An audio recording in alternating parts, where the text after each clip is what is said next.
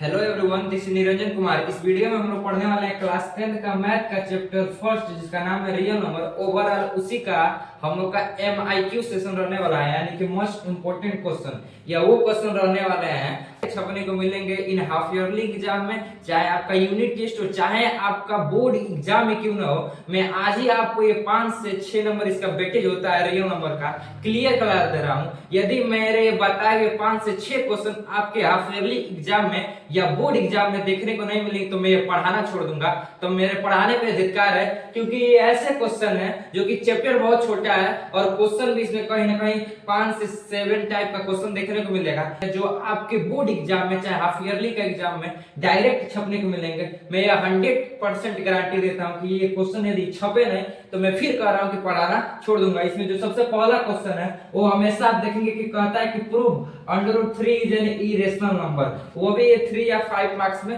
पूछता है। तो हमेशा एक प्रूव वाला क्वेश्चन आपके मैथ का एग्जाम हो तो सेट 1 हो, सेट 2 हो, सेट 3 किसी ना किसी सेट में जरूर देखने को मिलेगा ये प्रूव वाला क्वेश्चन। भले यहाँ पे क्या होगा कि आपका √3 न देके √4 दे, √5 दे, √7 दे, लेकिन जो एक क्वेश्चन है इसका फॉर्मेट और इसका सॉल्यूशन करने का तरीका कभी नहीं चेंज होने वाला है। तो ये आप इसको एकदम मोस्ट इंपोर्टेंट समझिएगा। इस बेस पे आप 5 से 6 बार क्वेश्चन लगा देंगे तो आपको समझ आ जाएगा। इसमें क्या करेगा, बहुत करेगा तो इसमें क्या करेगा, √3 को चेंज कर देगा √4, लेकिन सॉल्यूशन करने का तरीका तो वही रहेगा। जहां जहां √3 को चेंज किया रहेगा, 4 लिखा रहेगा, तो आप भी अपने सॉल्यूशन में √3 को हटा के √4, 5 जो दिया रहेगा क्वेश्चन में वो लिख देंगे। बाकी सॉल्यूशन करने का तरीका और क्वेश्चन आपका यही रहने वाला है, यानी कि प्रूव वाला क्वेश्चन हमेशा पूछता है। देन उसके बाद से इसी प्रूव वाले क्वेश्चन को थोड़ा सा टफली बनाने के लिए आपको रेशनल नंबर दे देगा और इरेशनल नंबर दे देगा, फिर कहेगा कि इसको इरेशनल नंबर पूछिए। तो इस क्वेश्चन से बहुत ही इजीली होता है इसको सॉल्यूशन करना। ये तो थोड़ा 5-7 लाइन लेता है, लेकिन ये आपका 3 से 4 लाइन में ही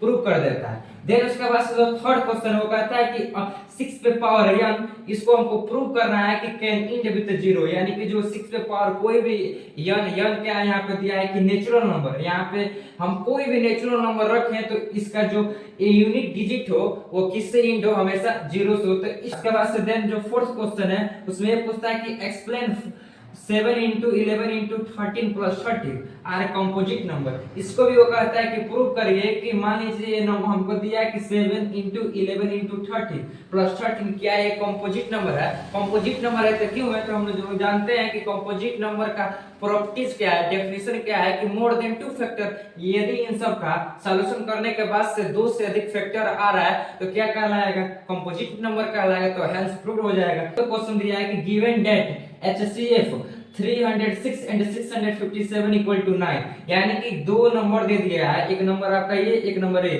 इसका HCF आपको गिवन है 9। इन्हीं दोनों नंबरों का आपका एलसीएम निकालना है। तो जैसा कि हम लोग जानते हैं रियल नंबर के चैप्टर में एक फॉर्मूला है, एक कॉन्सेप्ट है, या कहिए कि रिलेशन है कि HCF into LCM equal to product of 2 number. कोई भी 2 नंबर दिया रहा है तो उन दोनों नंबर का प्रोडक्ट, उसके बाद से उन दोनों नंबर का HCF और एलसीएम का हम लोग मल्टीप्लाई कराएंगे तो वो एलसीएम एक्ससीएफ जो रहेगा वो 2 प्रोडक्ट नंबर का मल्टीप्लाई के बराबर होता है। तो वही उसी फार्मूले का यूज इसमें करने वाला है। जो 6 क्वेश्चन है, जो लास्ट क्वेश्चन इस चैप्टर से पूछ सकता है आपके बोर्ड एग्जाम में, चाहे हाफ ईयरली का एग्जाम हो चाहे यूनिट एग्जाम हो, ये है कि 2 पॉजिटिव इंटीजर, आपको 2 पॉजिटिव इंटीजर दे दिया जाएगा, एक ए बी, और कहा रहेगा कि ए को हम लोग इस फॉर्म में लिखें और बी को हम लोग इस फॉर्म में लिखें। तो अब बताइए कि एलसीएम क्या होगा ए बी का और एचसीएफ क्या होगा। तो ये भी बहुत इजीली तरीके से निकल जाएगा। मान लीजिए ए क्या है, ए को हम लोग किस फॉर्म में लिखें, x पे पावर 3 और y पे पावर 2, और b को लिखें x इंटू y पे पावर 3। तो एलसीएम निकालना है। एलसीएम निकालना है तो हमको क्या करना है, जितना भी नंबर दिया रहेगा, यानी कि जितना भी इस अल्फाबेट में दिया रहेगा उसको लिख देंगे,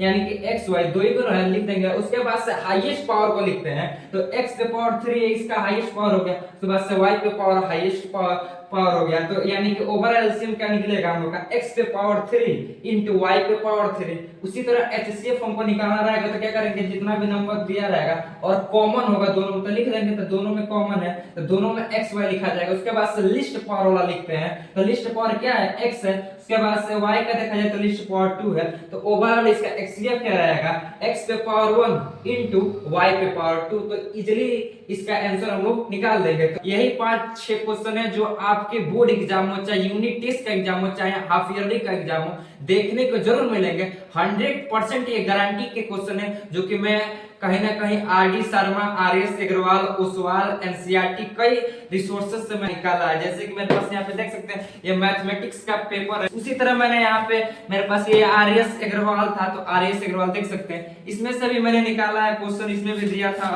प्रूविंग वाला, तो खुद मैं दिखा दे रहा हूँ। इसमें प्रूविंग वाला क्वेश्चन जो है कैसे दिया था, आप देख सकते हैं कि अंडर रूट 5 को 2020 में 2022 में पूछा है। तो क्वेश्चन आपका नंबर चेंज हो सकता है, लेकिन ये क्वेश्चन का पैटर्न कभी नहीं चेंज होने वाला है। मेरे पास इस तरह यहाँ पे देख सकते हैं कि अरिहंत का भी है, मेरे पास एनसीईआरटी का एग्जांपल भी है। यहाँ पे एनसीईआरटी का एग्जांपल है, देखिए मैंने टिक किया है कि किस किस क्वेश्चन से इस चैप्टर से पूछ रहा है। यहाँ पे देख रहे हैं, यहाँ पे भी देखिए prove that under root 3 irrational number, ये भी दिया है। उसके बाद से ओसवाल का भी बुक है, और भी मेरे पास बहुत सारा प्रीवियस ईयर क्वेश्चन है, उसी से मैं कंक्लूजन निकाल के ओवरऑल जितने भी 5th से 6th क्वेश्चन देखने को मिला है, 100% गारंटी क्वेश्चन जो आपके बोर्ड एग्जाम में देखने को मिलेंगे। नेक्स्ट चैप्टर का आएगा हम लोग का पॉलिनोमियल्स का इंट्रोडक्शन, उसके बाद उसका भी हम लोग पेपर लीकेज क्वेश्चन को लाएंगे उसके बाद वाले वीडियो में।